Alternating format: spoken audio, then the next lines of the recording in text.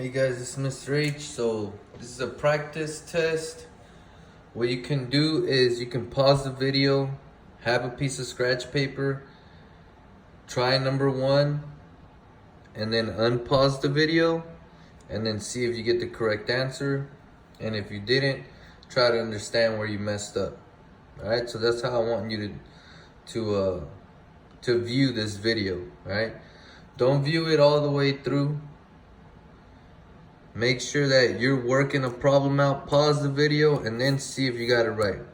Number two, before I started, pause the video, and then play the video to see if you got it right after you finish working, all right? So let's look at number one. It says the temperatures of cities are recorded on the table below. Denver's 9 degrees, Albany's 2 degrees, Anchorage, -6 degrees, Minneapolis, -10 and 5/10 degrees, Milwaukee 0 degrees. And then it's saying, which answer choice lists the cities in order from coldest to warmest temperatures? I got A, B, C, and D. So I'm going from coldest to warmest. That's least to greatest. Least to greatest. Well, I know that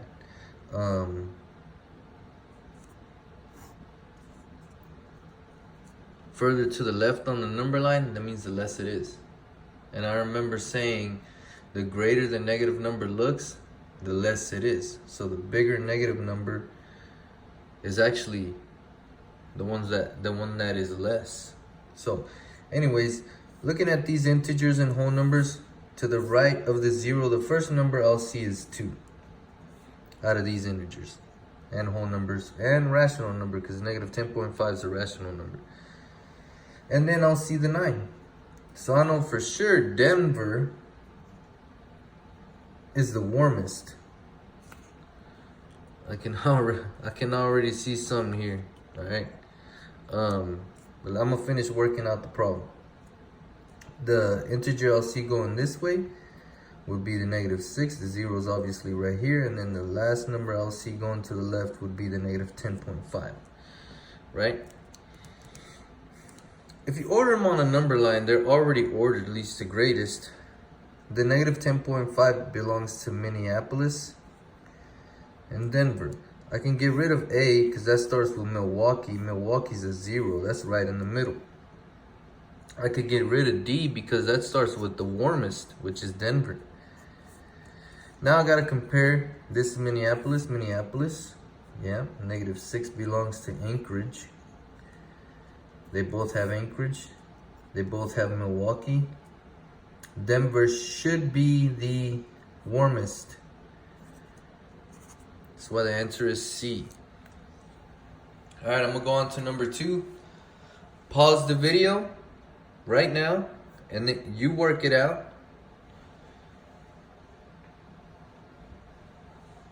And then once you finish working out, unpause and play. All right, I'm gonna get to work. Number 2, which number below would be located between 2/3 and 7/8 on a number line? Well, so many ways to solve this one. All right, we could turn all of these into decimals. That's gonna take a while. All right, or we can use some conceptual knowledge to try to figure this one out. That means you know what fractions look like on a number line. I'm gonna try to go over this using a mix of both conceptual knowledge and straight algorithm mathematical process to try to figure this one out. 2/3, if you turn that into a fraction, and come out here to the side,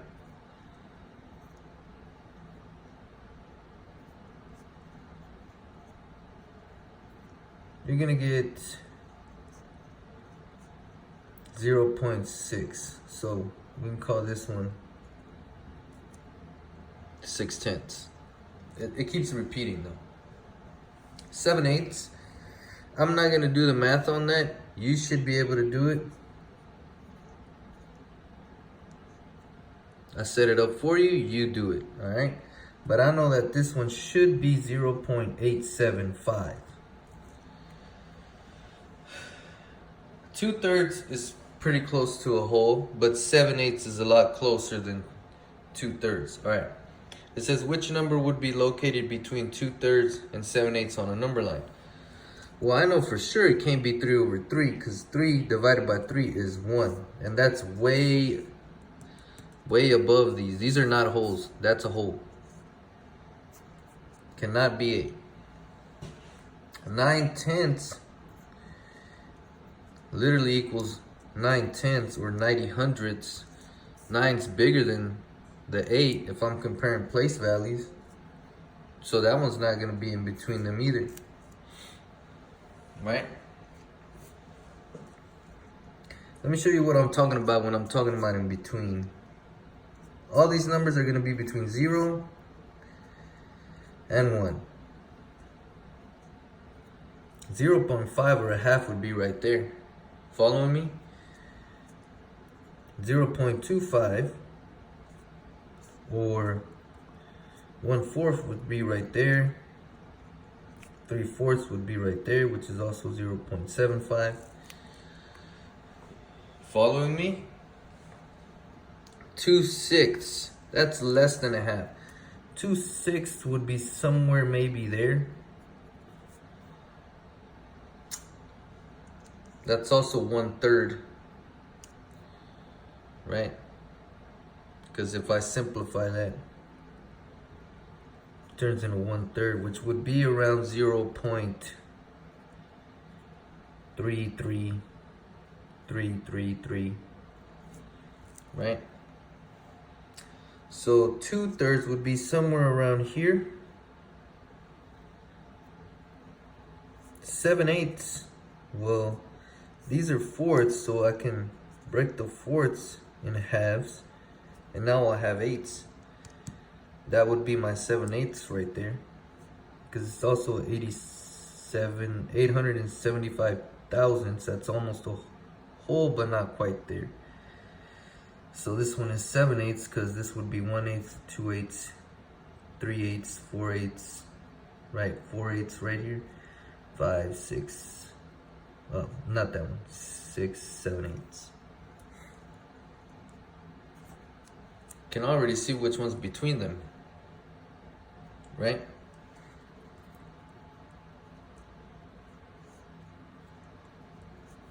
You could turn them all into decimals, or you can just say, hey, is this one more than half or less than half? That one's more than half, so it could fall in between these two. 2/6 is less than half, because half of 6 is 3, so that one would be too far to the left on the number line, right? Turn them into decimals, figure it out. Here's your 2/3, and here's your 7/8. 3/4 is right between them. Got it? Let's go on. Number 3 is just Number 3 is saying, can you read this expression correctly? And this has been on your notes. You've seen it plenty of times. Which answer choice below is equivalent to 3 divided by 4? Well, that says 4 divided by 3, so that's not possible for them to be equivalent. 3 divided by 4 would give you 3/4. 4 divided by 3 would give you a mixed number. That says the same thing because fractions are division problems, so cannot be that one. And 3 divided by 4 will give you 0.75. 3 times 4 would give you 12. What? That's probably the worst answer to pick. Fractions are division problems. You have to remember that. And you read a fraction top to bottom. 3, the bar means divided by. 3 divided by 4. Number 4. Which statement best describes, remember, as I'm going through these, pause the video and you try working them out. Which statement best describes the relationship between the two numbers plotted on the number line. Negative 3 and 3, those are opposites. That's easy. The number 3 and its opposite. The number 3 and its opposite, okay? Negative 3, yeah, are represented on the number line. True. The number 3 and its absolute value, negative 3, incorrect, because absolute value is always positive. No. The number 3 and its identity, negative 3, are represented on the number line. The number 3 and its identity, negative 3. No. The number 3 and its equal. 3 is not equal to a negative 3. This one's the only one I was kind of iffy about. But I know for sure that the opposite of 3 is a negative 3. Number 5, you ready? Remember to pause, you work it out, and then watch me. Which inequality accurately represents the relationship between negative 3, negative 5, and 0? The first integer that out of these that I'll see going to the left would be a negative 3, then a negative 5. The further to the left, the less it is. Further to the right, the greater it is. Does that make sense? 0 is less than negative 3 is less than negative 5. 0 is not less than negative 3 because it's furthest to the right. Negative 3 is greater than 0? Never. 0 will always be greater than any negative number. Negative 5 is less than negative 3. Yes. Negative 3 is less than 0. Also yes. 0 is greater than a negative 5, but the negative 5 is not greater than a negative 3. Does that make sense? That's where that one's wrong. C is the correct answer. Alright, let's keep going. Number 6. In which subset of real numbers does the number 1/5 belong? You got 3 subsets: whole numbers, integers, rational numbers. Pause the video, you try to work it out. Alright, I'm gonna get to work. What is that? It's not even one of the subsets here. I know what that is. These are like 1, 2, 3, 4, 5. It's not even there. Worst one to pick. Alright, 1/5 can be turned into 0.2. I noticed that these have decimals and a fraction. That's where it'll go. It is not a whole number. And then it's not an integer because integers are whole numbers and they're opposites. See what I'm saying?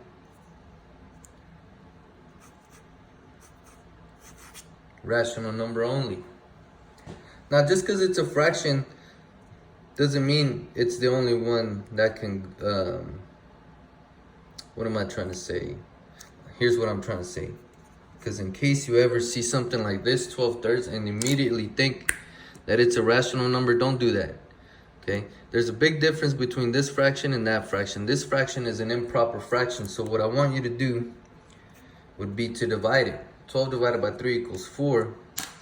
So this 12/3 should actually belong here because it equals 4. Does that make sense? All right, moving on. Number 7. Which number below does not represent an integer? Man, you could kind of use this to figure this one out, can't you? But you know that integers are whole numbers and their opposites. Integers are whole numbers and their opposites. That is a whole number.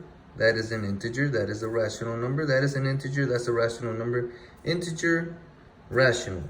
Rational only.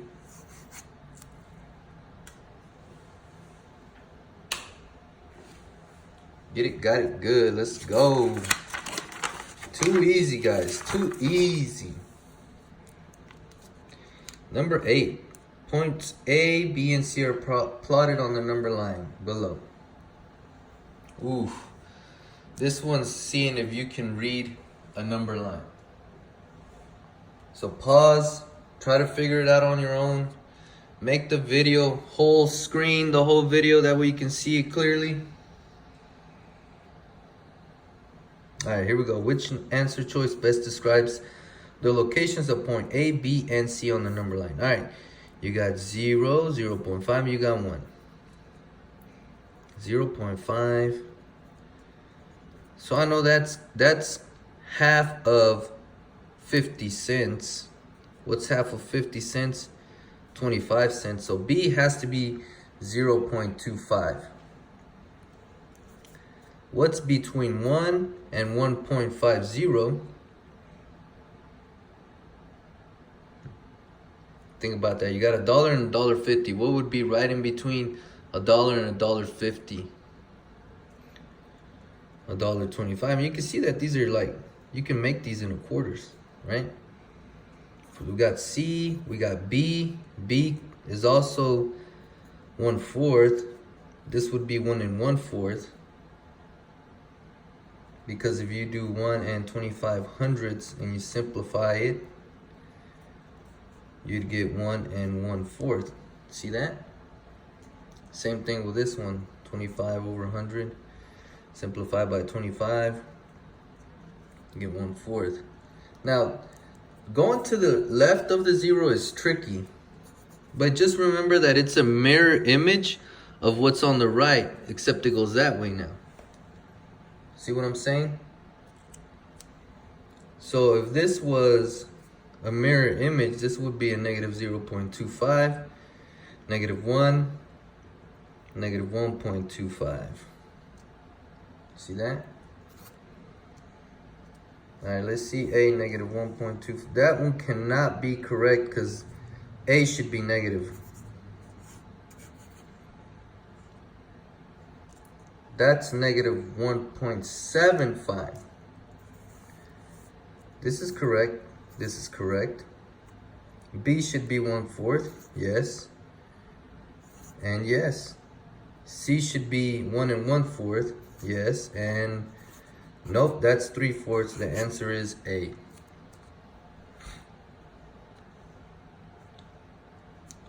Number 9, 4 students worked on their math project. Again, remember, pause the video, zoom it in, try to figure these out on your own. 4 students worked on their math project.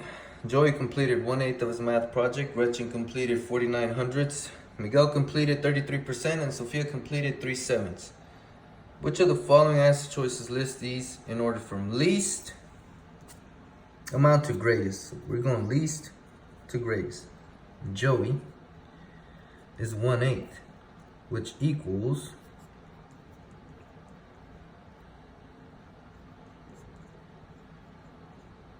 it's going to be 125 thousandths. All right. Gretchen equals 490,000. Remember, adding the 0 at the end doesn't do anything to the value of the actual number. Miguel completed 33%. Well, percent, I told you guys, are over 100, right? Miguel is 33 over 100, which is 33 hundredths or 330 thousandths. Those are my dogs, guys. Don't pay attention to them. And Sophia completed 3/7. Come on here to the side. 3 divided by 7. That's 4. That's 28. That's 2. Bring down the 0. That is 2. Alright, so no need to go any further.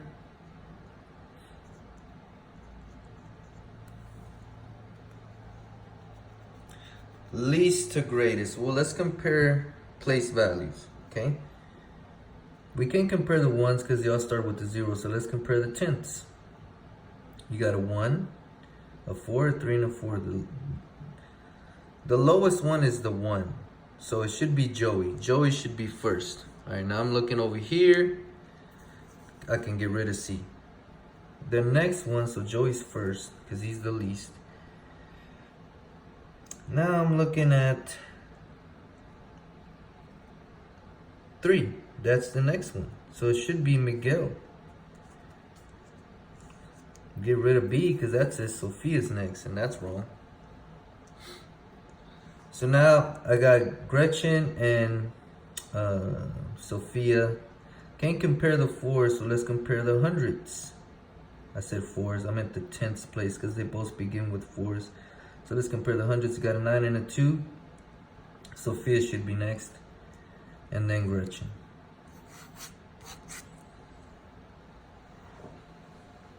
Took a little bit of work, guys. I'm a teacher, and look at how much work I'm showing. And I'm a teacher. See that? All right, last one. 8 campers are sharing 3 boxes of cereal equally. Which answer choice below represents how much of a box of cereal each camper will receive? Alright, you got 3 boxes of cereal.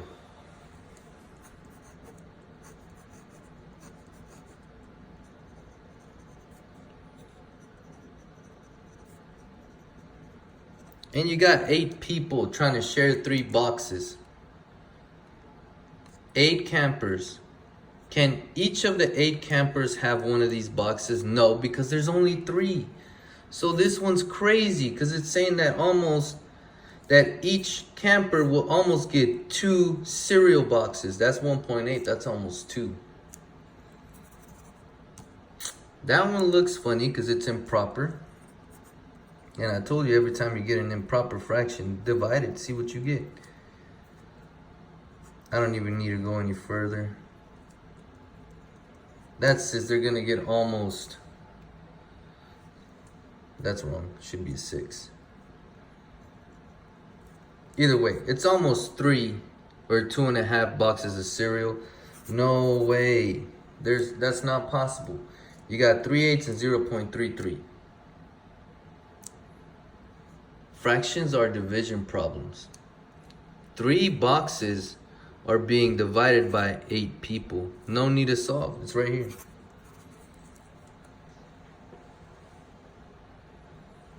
Good luck, guys. Success. You can do it. Study, study, study. Watch this video. Try the quiz on your own.